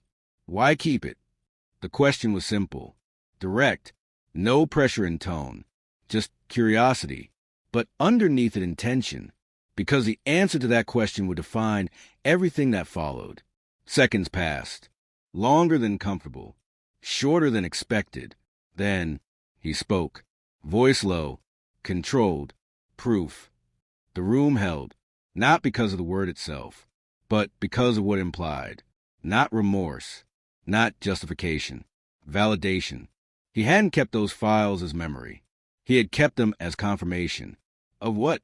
That was the next question. But it didn't come immediately, because the first answer had already opened something. A door, not physical, not visible, but real. And once a door like that opens, it doesn't close easily. They leaned in, not physically, strategically. Proof of what? Silence again, but different now. Active, processing, choosing, because every word from this point forward would reduce his control further. And he knew it. He looked up, finally, not at the evidence, at the investigator. Direct, steady, and for the first time since they entered that apartment, there was something resembling expression. Not fear, not regret, something colder. Of precision. The word landed heavier than expected, because it reframed everything. This wasn't about impulse, or emotion, or even obsession the way they had initially understood it. It was about execution, about control taken to its absolute edge, about a system tested and proven. The implications widened instantly, because if this was about precision, then Aiko Tanaka hadn't just been a victim. She had been a result, and results in systems like his are rarely singular. The interrogation didn't escalate, it deepened, because now they weren't just asking what happened, they were asking how many times, and more importantly, how far it went. Outside the room, evidence continued to build, devices processed, files decrypted, patterns emerging faster than before. The past, once buried, now moving at a pace that could no longer be contained. Inside he sat, still controlled, still measured, but no longer untouched, because the system he had built, carefully, silently over years, had just been seen, fully. And once something like that is seen, it can't return to shadow, no matter how much silence surrounds it. The word stayed in the room long after he said it. Precision. It didn't belong in the context of disappearance, of fear of a woman who never made it past her own front door. It belonged to engineering, to mathematics, to controlled environments where outcomes could be predicted and repeated. And yet here it was, applied to a human life. The investigators didn't rush to respond, because when someone reveals a framework they operate within, even partially, the worst thing you can do is interrupt it. You let it unfold. You let them define their own logic, because inside that logic are the fractures. Precision, the lead investigator repeated, not as a challenge, but as a reflection. He didn't nod, didn't confirm, but he didn't reject it either, which, in interrogation, is a form of agreement. You planned everything. A statement, not a question. Silence. Then, everything that mattered. The correction was immediate, subtle, but significant, because it implied hierarchy. Selection. There were variables he considered relevant, and others he dismissed entirely. That distinction mattered, because it meant mistakes weren't random. They were calculated risks. The investigators shifted slightly, not enough to break the rhythm. What didn't matter? A pause. Longer this time. Not hesitation. Evaluation. Because answering that question meant revealing the blind spots. And blind spots, once exposed, become vulnerabilities. He exhaled. Soft. Measured. After. One word. Flat. But it expanded the room in a way nothing else had. After. Not during. Not before.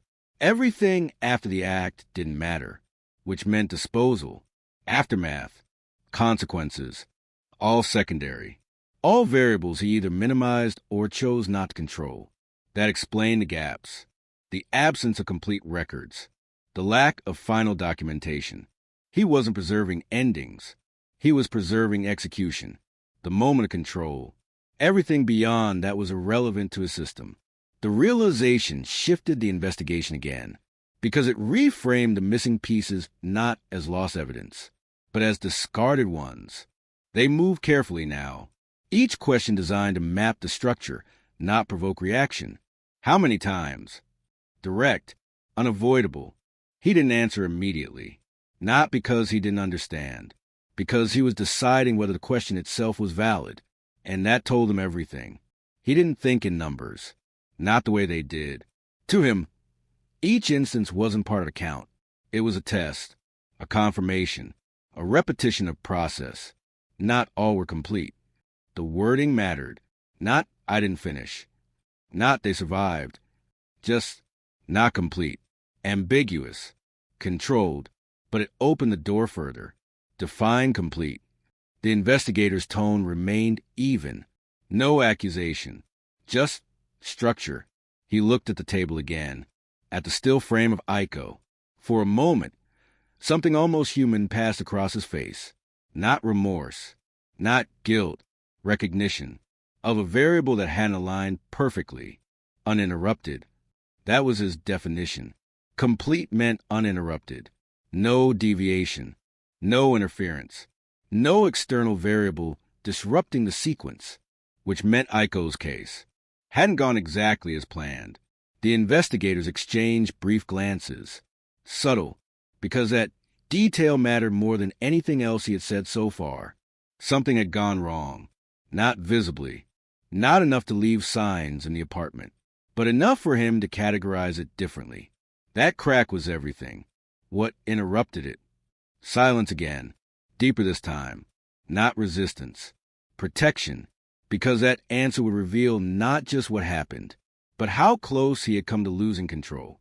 He didn't respond, but he didn't need to, because outside the room, the data was catching up. New files decrypted, additional timestamps aligned, a pattern emerging not just in his behavior, but in his failures. Small ones, almost invisible, a delayed entry, a miscalculated return time, a variable he hadn't accounted for. And in Aiko's case, there had been one. Back inside, the investigator adjusted the approach, not pushing the interruption, shifting focus. Why her? A question that had been asked before, but now it had context. He didn't hesitate. She was consistent. The answer came too quickly, which meant it had been defined long before the question was asked. Consistency, routine, predictability. She hadn't been chosen at random. She had been selected because she fit the system, because she reduced uncertainty, because she allowed precision. The implications settled heavily. This wasn't personal, not in the way people expect. It wasn't about emotion or connection or conflict. It was about suitability. And that made it colder than anything else, because it meant anyone could have been her if they fit the criteria. They move again. Did she know you? A pause. Then, no. Immediate. Certain. Which aligned with everything they had uncovered. No direct interaction. No relationship. Just observation. Distance. Control without contact. Until the moment he decided to cross that boundary. And after, the question hung differently. Because after didn't matter to him. He had said that. But asking it forced him to confront the part of the process he had dismissed. For the first time, he didn't answer right away. His eyes shifted, not to the investigator, not to the evidence. Somewhere internal, a space he hadn't needed to access in years. After his noise, the words were quieter, less certain, as if even he understood the limitation of that statement now. Because the room around him was filled with that noise. Evidence. Files, fragments of lives that didn't disappear just because he chose not to record them.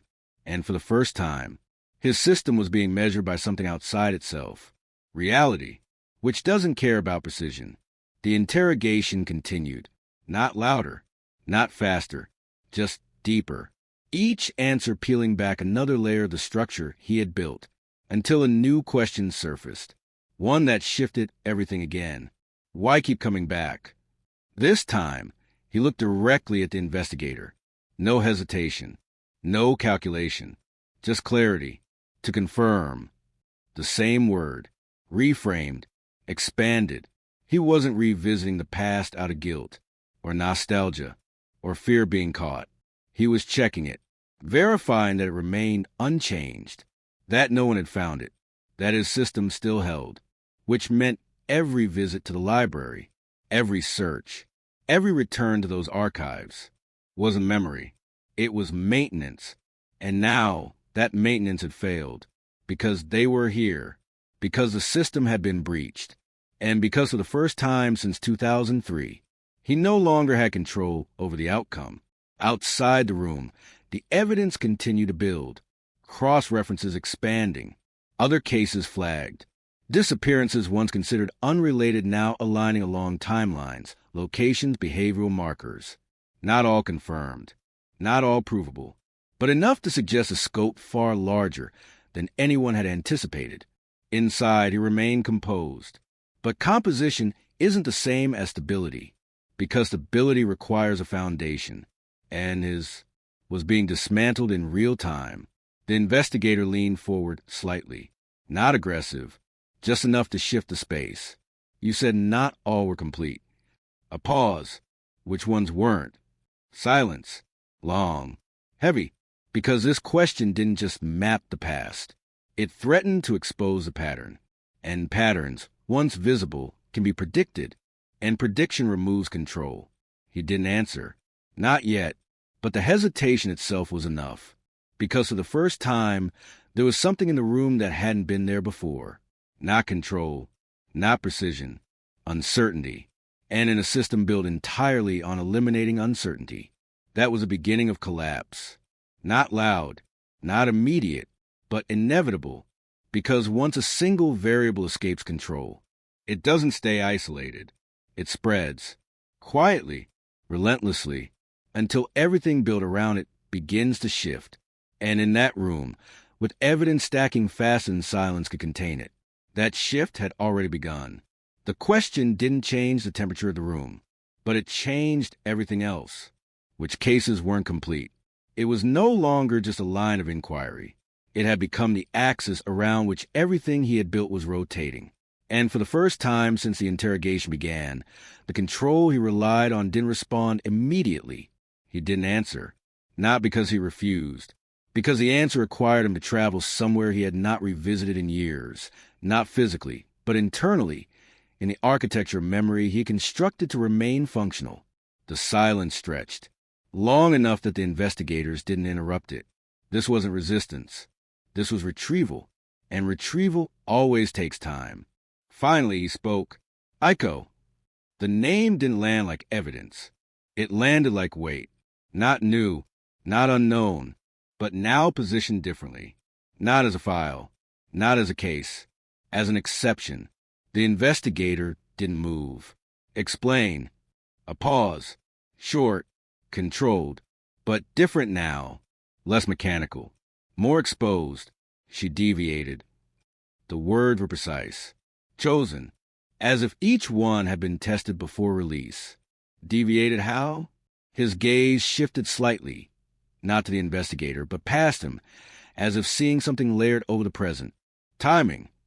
That was all he offered, but it was enough to begin unraveling the structure, because everything he had built depended on timing, consistency, predictability. If Aiko deviated, then the system was no longer stable. The investigator pressed gently. What changed? Another pause, longer this time, and when he answered, it wasn't immediate recollection. It was reconstruction. She returned earlier. The statement sounded simple, but it wasn't, because earlier return meant a break in the control window he had mapped, a disruption in the carefully constructed sequence. He continued. That night she wasn't alone.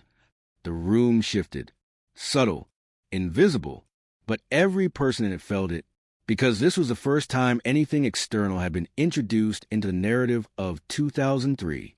The investigator leaned forward. Who? He shook his head. Not denial, limitation, unknown. But the way he said it suggested something more complicated. Not unknown as in absent, unknown as in unaccounted. A variable he had not successfully integrated into his model. He closed his eyes briefly. Not fatigue. Recalibration. She changed route. The words came slower now, less structured, as if the memory itself resisted classification. She didn't follow pattern entry.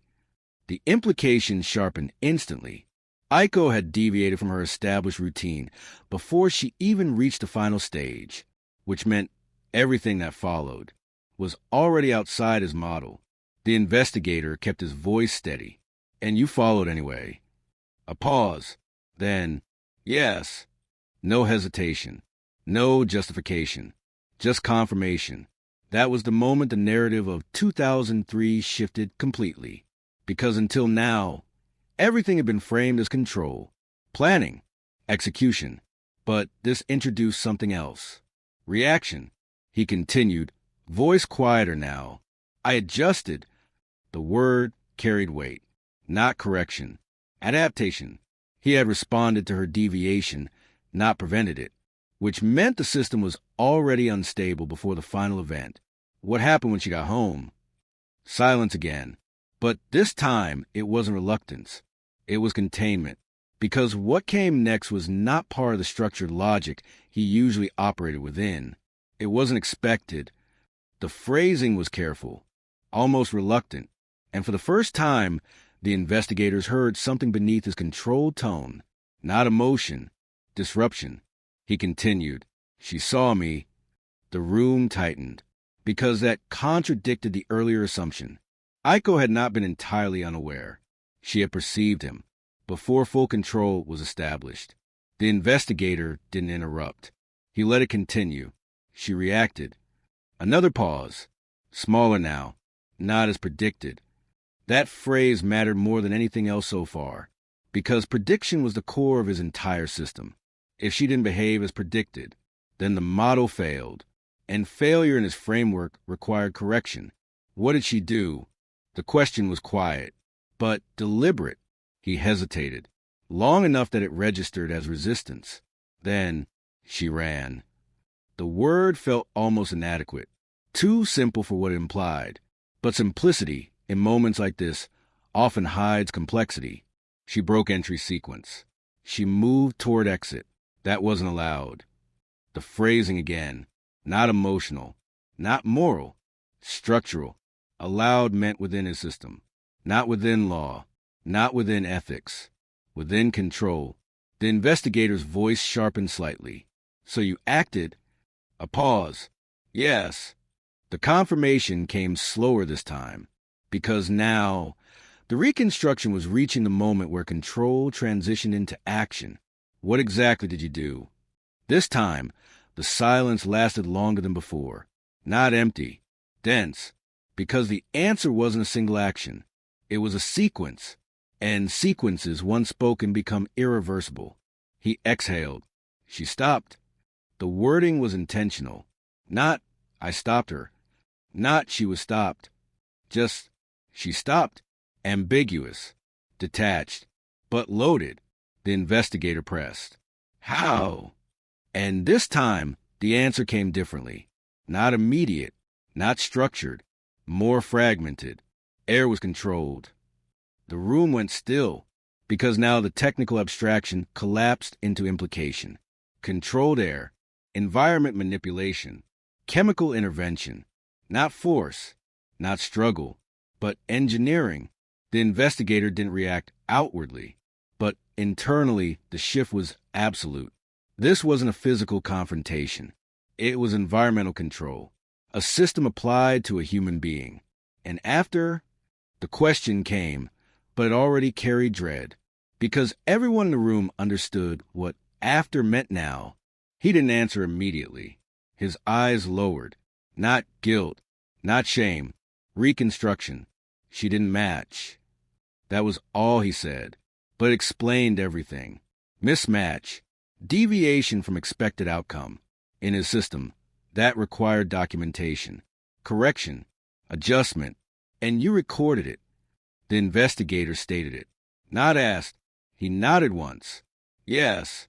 The word was quiet, but final. That was the moment everything reframed again, because Aiko wasn't just a victim. She was data, a recorded deviation, an anomaly preserved not out of emotion, but necessity. The investigator held his gaze. What was the interruption you mentioned? Silence returned, but different now. Not protective, not defensive, reflective. She didn't fully comply. The words came slowly, measured, as if even now he was still analyzing the event rather than recalling it. She resisted unpredictably. The implication sharpened, not physical resistance, behavioral unpredictability, a break in his model. And that changed everything. A pause. Yes. Simple. Final. But the weight behind it was immense, because it meant the entire sequence, everything that followed, was no longer aligned with his intended structure. The investigator leaned back slightly. So Aiko Tanaka wasn't the first. The question hung. He didn't answer immediately, and that hesitation was enough, because silence in this room was no longer absence. It was confirmation waiting to be spoken. Finally, no. One word, and the scope of the case expanded beyond containment. The investigators exchanged glances again, but this time there was no confusion, only recognition, because the structure they had uncovered was no longer isolated. It was systemic. The investigator spoke again. How many? This time he didn't hesitate, but he didn't answer directly either. Instead, some completed. A pause. Some didn't. The classification was chilling. Not victims, not cases, outcomes. And in that framing, everything changed.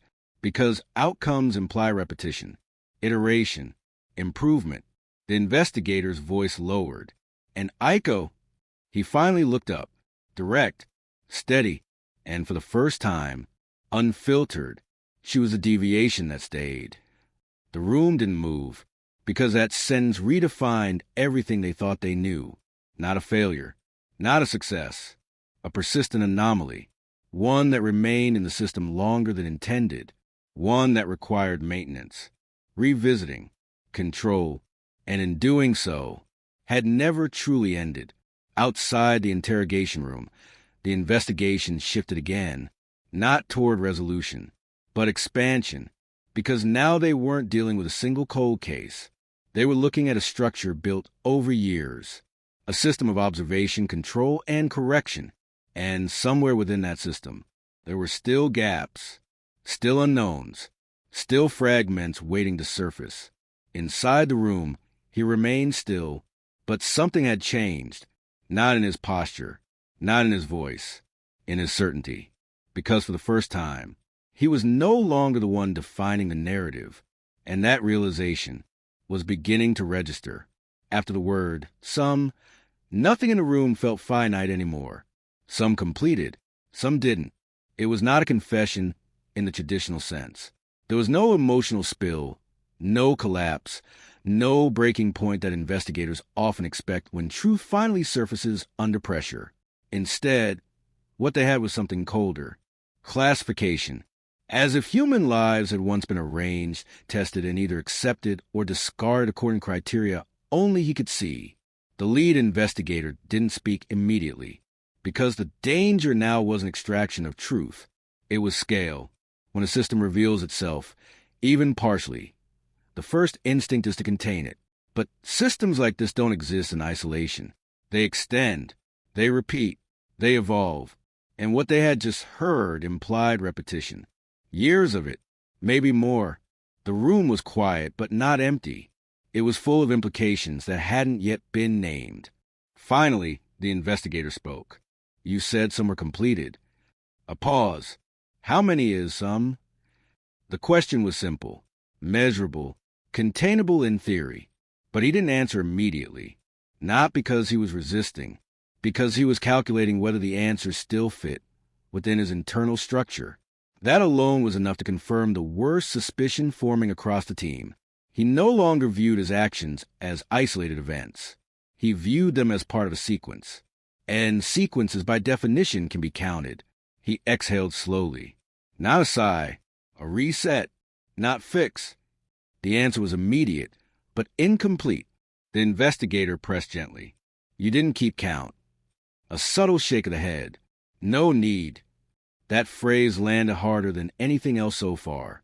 No need, because in his framework, individual outcomes were not the point. Process was. The system mattered more than the instances it produced. And that meant the real number might never have been considered relevant at all. Another investigator leaned in slightly, voice controlled, but tighter now. Then what did you keep? A pause, longer than before. And when he answered, it wasn't about memory. It was about function, patterns. The word spread through the room like something corrosive. Patterns, not victims, not cases. Patterns of behavior, patterns of deviation, patterns of control and interruption, which meant Aiko Tanaka was not unique in his structure. She was one instance within a larger framework of observation and correction. The lead investigator narrowed his focus, defined the pattern. He didn't respond immediately, because defining it meant exposing the architecture. And architecture, once spoken aloud, becomes traceable. But he had already gone too far to retreat. He leaned back slightly, his voice lower now, more internal than external. Selection, stability, interruption. 3 words, each one carrying weight, each one a stage. The investigators didn't interrupt. They let him continue. Selection is baseline compatibility. A pause. Stability is observation. Another pause. Interruption is failure. The classification was chilling in its simplicity. because it reframed what they were dealing with. This wasn't random violence. This was structured evaluation, a system that tested human behavior against internal criteria. The investigator's voice sharpened slightly, and when there was interruption, he didn't hesitate. Correction. The word was immediate, absolute, not emotional, not reactive, procedural.